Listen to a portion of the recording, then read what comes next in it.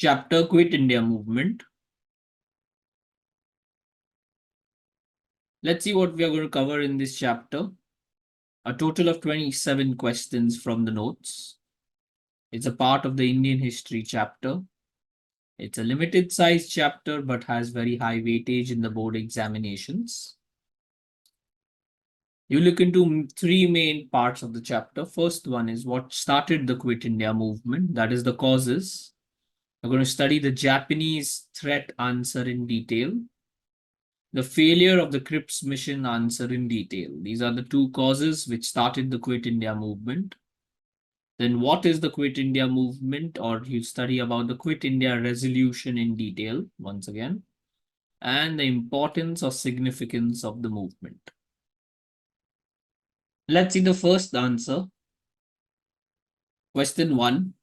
What led to a political deadlock in the country, that is India, in October 1939? This is an introduction to the chapter. October 1939, India had a deadlock. And what led to this deadlock? 3-point answer. The first one, the Congress ministries resigned in October 1939 when the Viceroy, without consulting Indians, declared that India was at war with Germany during the Second World War. So what was the reason of deadlock? Or why did the Congress ministries resign in October 1939? Was that in October 1939, the Viceroy declared that India was at war with Germany during the Second World War. This led to a political deadlock in the country. Continuing point number 2, in 1940, Muslim League demanded the division of India. Muslim League demanded the division of India into two autonomous states, that is two independent states. Muslim League said there has to be two independent states. Obviously, one would be India, another would be Pakistan. So this is another question which they can ask you, is in 1940, what did the Muslim League demand for? They demanded for two autonomous states. Hence, going ahead, point number 3, hence during the Second World War, the international compulsions forced the British to seek some settlement with the Congress. So the scenarios became such that the British had to settle with the Congress, and this was done in the form of August Offer, which proposed dominion status for India after the war.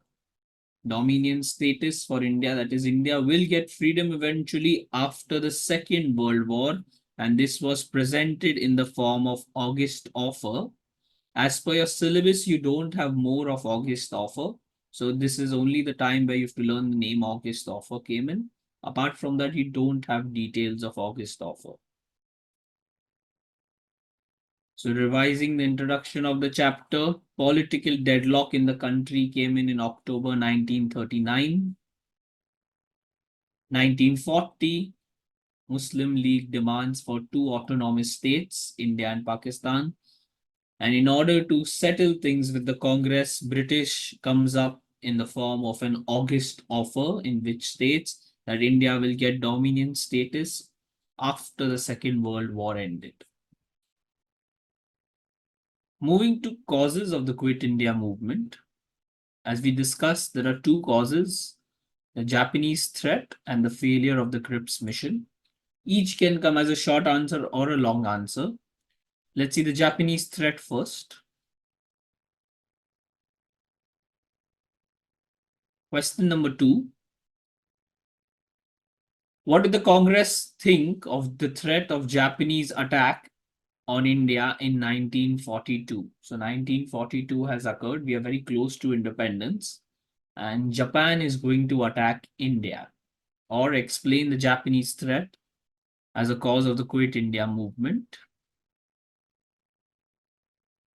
4 points in matter as well as head point form. First one, the Japanese march towards Assam. The war situation was discouraging in 1942. Which war are we talking about? We are talking about the Second World War. After bombing Shanghai and Philippines, the Japanese had now attacked Burma and Myanmar, and now they were marching towards Assam. So Japan was continuously attacking places. Japan was continuously moving towards India slowly. Which places did they attack after bombing Shanghai, Philippines, Burma, and now they are moving towards Assam? Point number 2, removes the bait. Gandhiji became convinced that the presence of British in India is only tempting the Japanese to invade the country, and their removal or their withdrawal removes the bait. That is, Japan is attacking India because of presence of Britain, not because Japan has a problem with India, because we are a colony of British. That's why we are getting attacked. Point number 3, save the country. The Indian leaders were anxious to save their country from the Japanese invasion, but their slavery to whom? Slavery to Britain was a hindrance. As a result, final point, quit India. Hence, they were convinced that this situation called for complete independence from British immediately. So they decided to launch a movement calling upon it. That is, the movement was called British to quit India. Revising once again, hence they decided to launch a movement calling upon the British to quit India, and eventually this movement was called as Quit India Movement. Moving to the second cause which led to the Quit India Movement was the Cripps mission in 1942. Japanese threat also occurred in 1942. Cripps mission is also happening in 1942. Explain the Cripps mission as a cause of the Quit India movement, or who was Stanford Cripps? So Stanford Cripps, and why was he sent to India? Or who was the British Prime Minister in March 1942 when the Cripps mission was sent to India? Or identify the photo with respect to the Cripps mission. There can be a picture study also, as here there is a photo. Identify the person in the picture with Gandhiji.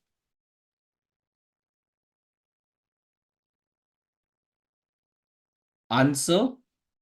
Again, here we have, this is an image of the Cripps mission. Answer is Cripps mission with Gandhiji. Let's see the 4 points. First one, in 1941, Japan entered the war from the side of the Axis powers, that is Germany and allies, which posed the threat to Britain, USA, and China. So Japan in 1941 joins World War II with Germany's, that is on the Germany side, and Britain, USA, and China now feel threatened by Japan. In 1942, 1 year later, as we just did, Japan had reached the eastern frontiers of India, that is, they had reached Assam and were going to attack India. Point number 3, Japan's spectacular success and the possibility of Indian soldiers supporting the Japanese to overthrow them alarmed British, and it became necessary for them to break the political deadlock in India. We did this point, political deadlock in India had occurred, and Japan's success in World War II, and there was a possibility of Indian soldiers, which actually happened, Indian soldiers supporting the Japanese. So we were going to join the Japan. There was a possibility, and it did, and it eventually did happen, which we're going to study in the coming answers.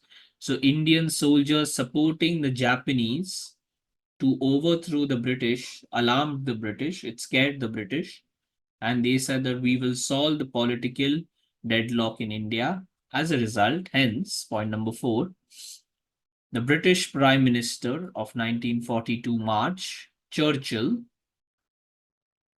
hence the British Prime Minister Churchill in March 1942 sent Sir Stanford Cripps. Who came? Sir Stanford Cripps.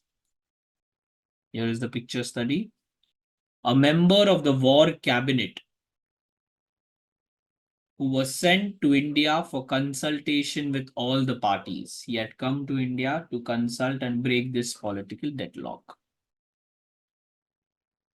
Now, when Sir Stanford Cripps, a member of the war cabinet, came to India to break the political deadlock, the Cripps mission gave the following proposals. These are the proposals. They gave 7 proposals, that is from question number 4 to all the way question number 11. They gave 7 proposals. Make a note, question number 4 to question number 11. Question number 4 to question number 11, as per syllabus, is cancelled. Question number 4 to question number 11, as per syllabus, is cancelled. But I will do it for knowledge so that you know what were the proposals of the Cripps mission. What did the Cripps mission propose? And eventually it failed, which is there. The answer for failure is there. Why did it fail? That is there, but I'm doing the proposals also in case obviously you don't want to do these. You don't have to do these. You can forward this part in case you don't want to know what were the proposals. Let's see the first proposal. There were 7 proposals. The first one, dominion status. We'll go quickly in this. India would be given dominion status immediately when the war would come to an end. Which war? Second World War. Second point, drafting a new constitution, a constituent assembly. Once again, a constituent assembly would be set up, which will have the power to draft a new constitution. It would consist of the members elected by the lower house of the Indian legislature and the representatives of the princely states nominated by the rulers. So, Constituent Assembly is going to get formed, which will draft the Constitution of India, the new Constitution. It will be elected by lower house and representatives of the princely states. Proposal number 3. Negotiating of an undertaking. A treaty would be negotiated. There will be a treaty which will be written, a final treaty. A treaty would be negotiated between His Majesty's government and the Constituent Assembly, covering all matters arising of the complete transfer of responsibilities. That is how the power will get transferred from His Majesty's government to India. And will it happen completely? It will happen completely in how many phases? Or will it happen in one shot or however? Fourth one, Federation of British India and Indian States. There would be a federation between British India and Indian states, and any province that was not ready to accept this new constitution would be allowed to obtain a dominion status separately. So in spite this point also tells you that in spite the British is giving you independence, they are yet leaving a scope of any kind of divide and rule which may happen. From this point, this provision tells you that the British is yet trying to divide and rule India. It says that the British federation between British India and Indian states and any province that was not ready to accept the new constitution. If you don't like the new Indian constitution, you can become a separate state. You can obtain a dominion status individually or separately. So the British is yet trying to do divide and rule. Fifth one, protection of racial and religious minorities. Provisions would be made for the protection of racial and religious minorities. Sixth one, provinces would be free to join the Indian Union. The provinces would be free to join the Indian Union. If they would not join the Indian Federation, they would be free to formulate their own constitution which could have the same status as the Union of India. So if you're not ready to join India as a country or India as a federation, you can become independent, you can formulate your own constitution, and that would be given the same status as the Union of India. That means here, once again, repeating the same point, British is trying to divide and rule India. They are trying to break India into smaller provinces or smaller unions. Last point, point number 7. The power of the viceroy would remain as hitherto. During the critical years of the war, that is still the Second World War is on, the power of the viceroy would remain as hitherto, that is same, and he would be responsible for the defense of the country. But however, the task of organizing, very important, the power during the wartime will remain with the viceroy, but the task of organizing military and material, M&M, military and material resources of India would be the responsibility of the government of India with the cooperation of the people of India. So the statement again clearly says that the British wants to keep the power with them. The viceroy during the critical years of the war will remain as hitherto. He will have the same power till the Second World War is on. And the hard work is to be done by Indians. That is, we will have to arrange material, we will have to arrange men, we will have to arrange military, and this will be done by the government of India in cooperation with the people of India. So there's a chance that the people of India will be sent to war. There's a chance that the people of India will be sent abroad for war. But this organizing is the responsibility of government of India, and the power is yet with the British. These were the 7 proposals which the Cripps mission gave. Obviously, the Cripps mission failed. I repeat once again, question 11, as we discussed, 11, 4 to 11 is not in your syllabus. So we move now to question number 12. This is there in your syllabus, the failure of the Cripps mission. They can ask you any 4 reasons for the failure of the Cripps mission, which was sent in India in 1942. Or they can ask you individual reasons also. So it says all the parties, almost all the parties, very important, almost all the parties and sections of the people rejected the proposals of the Cripps mission. You need to know every party, what reason did they give, every section of the people, what reason did they give. So basically, you have to do all the points, starting from the first one. Very simple. Failure of the Cripps mission, first point. No promise of independence. The Cripps mission plan did not bring with it the promise of independence in near future, and it also involved the partitioning of the country. So the Cripps mission said once the war ended, once the Second World War ended, India would be given independence, but we didn't know when the war will end. We don't know what will be the outcome of the war. Will Britain win the Second World War or not? So it did not promise independence in the near future. There was no specific date of independence mentioned. And secondly, it also involved the partitioning of the country of India. So the first reason for failure was no promise of independence. So out of 8, you've done the first point. Second reason of failure, Congress. Why did the Congress reject the Cripps mission? Again, very important. This has come and can come again as for 2 markers only. Why did the Congress reject the Cripps mission? The Congress wanted that all subjects, including defense of the country, would be under the control of the national government, and it insisted on immediate formation of a national government with full responsibility. The Congress also opposed the principle of non-accession of the provinces. So revising, what did the Congress want? Congress wanted all subjects, including defense of the country, under the national government, with an immediate formation of the national government, giving them full responsibility. The Congress also opposed the principle of non-accession of provinces. Non-accession here means the division.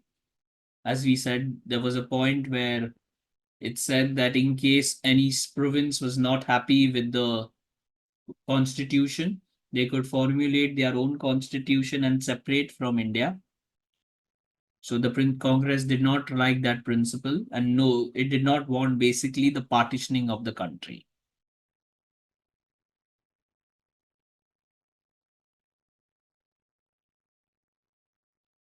Third one, why did Gandhiji oppose the Cripps mission? Mahatma Gandhi describes the Cripps mission as a post-dated check on a failing bank. He opposed the declaration and urged the working committee to reject it. He opposed the declaration and urged the working committee to reject it. He described it as a post-dated check on a failing bank. Muslim League, why did the Muslim League oppose the Cripps mission? This is also asked in the board as a short answer, very important.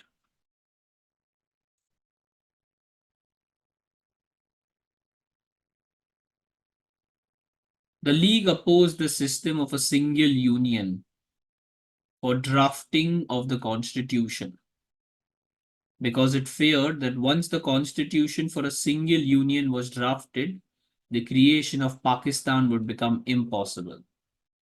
So there was a clause or there was a provision which said that Constituent Assembly will start drafting a new constitution. So the League said that the Constituent Assembly will draft the constitution in favor of only India. And once a constitution is drafted for the entire single union, that is pure India ke liye if one constitution is drafted, then that constitution will come into power, and after that the creation of partitioning would not be possible. That is, the creation of a separate state would not be possible. Hence, the League opposed the Cripps mission because it did not want revising the system of a single union for the drafting of the constitution, because it feared that once the constitution for a single union was framed, creation of a separate state called Pakistan would not be possible. Next one, why did the Hindu Mahasabha reject the Cripps mission? Because it feared the partitioning of the country.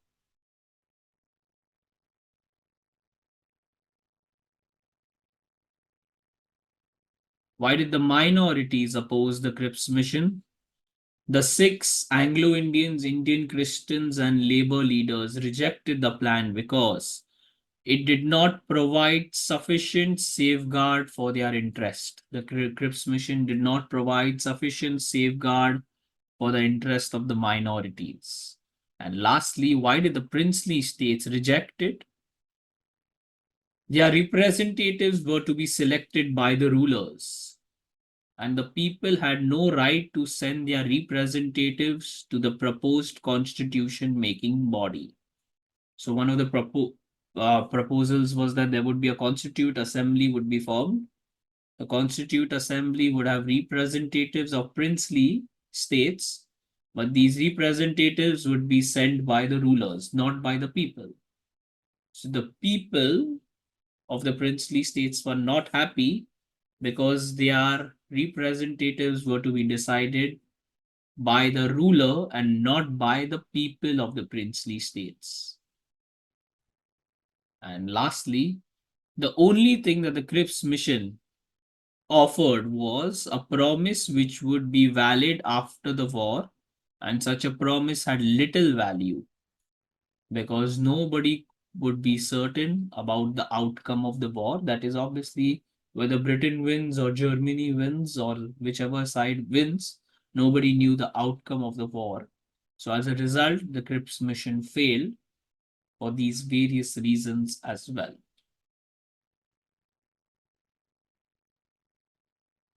Moving to the second answer of the chapter, Quit India Resolution. That is the second part of the chapter. Question 20. There are multiple questions here. The basic one, what is meant by the Quit India movement? Or name the movement which was launched on the next day of this address, that was Mahatma Gandhi addressing the Congress delegates on the 8th August 1942. Basically, we are looking into the Quit India Resolution or Quit India movement. 5 points. The first one, in 1942, the failure of the Cripps mission, we just did failure of the Cripps mission, left no further meeting ground between the British government and the Congress. Mahatma Gandhi felt that the British presence in India was an invitation to Japan to invade India, and their removal would remove the bait, so he demanded immediate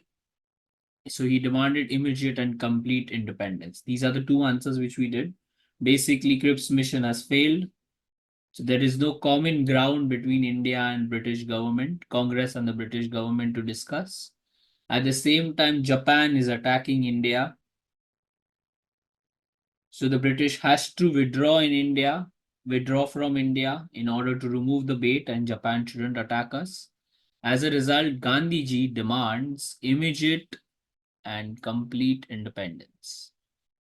So point number 2, let's see what does this happen.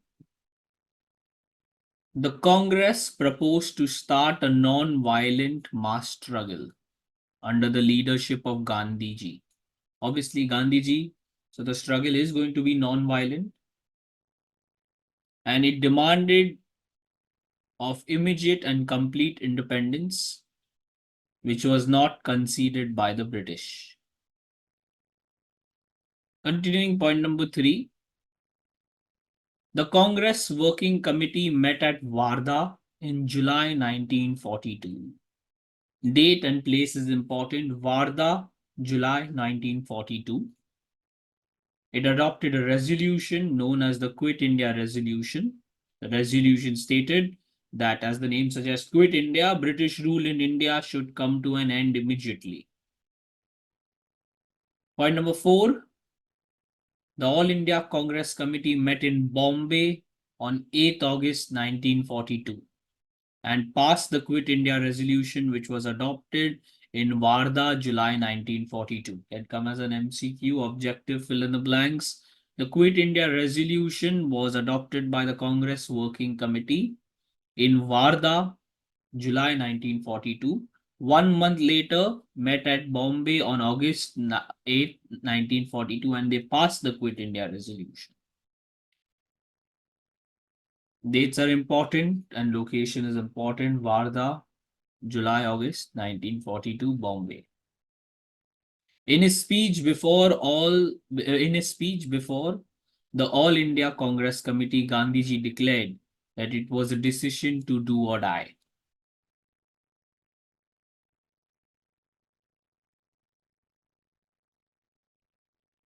Final point. The British put down the Quit India movement with ruthlessness and brutality. Obviously, the British are not going to keep quiet. They were going to give an answer.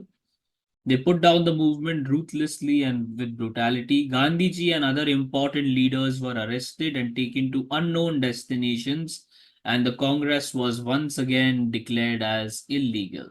This was a reaction of the British to the Quit India Resolution. They put down the movement brutally and with ruthlessness.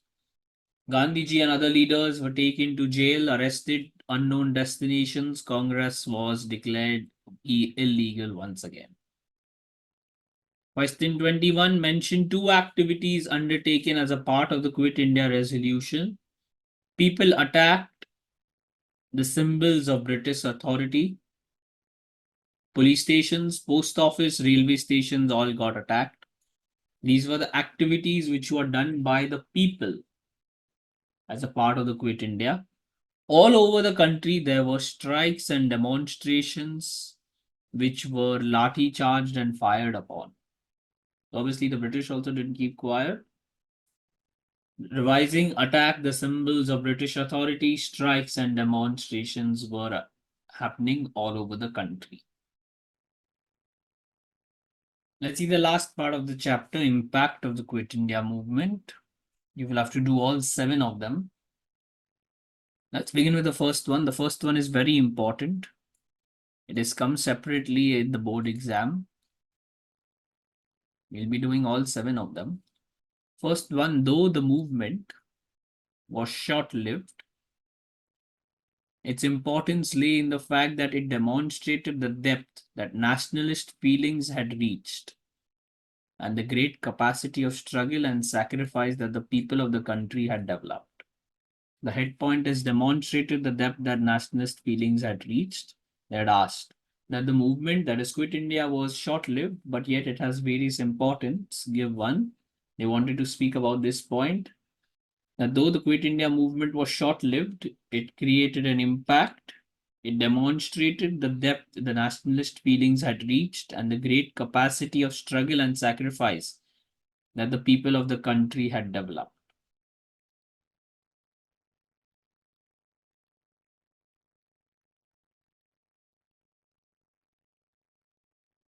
Second one, it's also a question 23. Explain how we can say that the Quit India movement was a mass uprising before attaining independence. It was a mass uprising before attaining independence. People from all over the part or people from all parts of India took part in the processions and demonstrations. So every part of India people took part in the processions and demonstrations, which included Hindus, Muslims, Sikhs, Christians, Parsis, and even people from the princely states who had participated. Hence, the movement was a mass uprising before attainance of independence. Third one, strengthen the Congress Socialist Party. Leaders like Jai Prakash Narayan became legendary figures. Hence, the Congress Socialist Party became very important and powerful because of its heroic role in the movement. The party continued its underground movement till 1942 when it came to an end. So the Quit India movement was suppressed by the British, right? Gandhiji and different leaders were taken to jail. However, leaders like Jai Prakash Narayan continued the movement. Where did they continue the movement? They continued the movement as an underground movement till 1942. Eventually, the movement came to an end. But this new leaders who became legendary figures like Jai Prakash Narayan, or these leaders like Jai Prakash Narayan who became legendary figures, they strengthened the Congress Socialist Party because of the heroic role and the importance which the party played.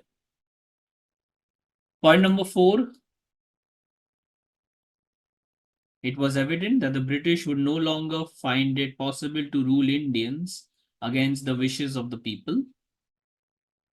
Point number 5, constitutional problem remained dormant after suppression of the movement. That is, once the movement came to an end, the constitutional question remained dormant till the close of the war in 1945. That is 1942, May, once the movement was suppressed, leaders were in jail, British was focusing on Second World War. So the constitutional question, that is the question of independence, remained dormant till 1945. Approximately 2.5, 3 years, it all remained dormant. Sixth one, freedom struggle continued overseas. The leaders of the national movement were in jail and no new leaders arose to take their place. We did that. The movement was put down by the British ruthlessly and brutally. Gandhiji and all other leaders were taken to unknown destinations and were imprisoned. So everybody was in jail. No new leaders rose to the place to take their place. Hence, after the suppression of the Quit India in 1942, there was hardly any political activity inside the country of India till the war ended in 1945. And the last impact of the Quit India movement was attraction of the world attention. The movement also attracted the attention of the entire world as never before, especially USA. The then president of USA, Franklin Roosevelt urged the British Prime Minister Winston Churchill to introduce constitutional reforms in India. So the then Prime Minister of USA, Franklin Roosevelt, tells British Prime Minister Winston Churchill to bring about constitutional reforms in India. And hence the battle of freedom of India was carried out beyond the country's frontiers. That is the next chapter which we are going to study. It was led by the Indian National Army and its chief Subhash Chandra Bose. That's my next chapter, where you will be focusing about on the Indian National Army and Subhash Chandra Bose.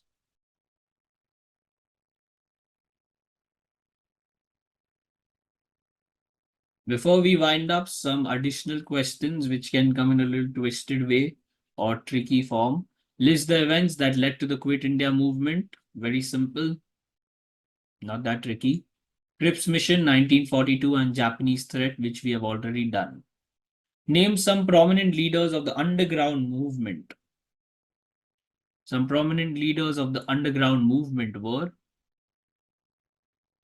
A. Patwardhan, Jayaprakash Narayan, Ram Manohar Loyola, Aruna Asif Ali, Nana Patel. These were some of the prominent leaders of the underground movement that kept the movement alive despite the government's repressive measures. And name a prominent person who played an important role in the Quit India movement. You can say Jayaprakash Narayan. The leader of the Congress Socialist Party played an important role in the Quit India movement. You don't need to do the application based question, it's just for reading and reference. This brings us to the end of the chapter of Quit India movement.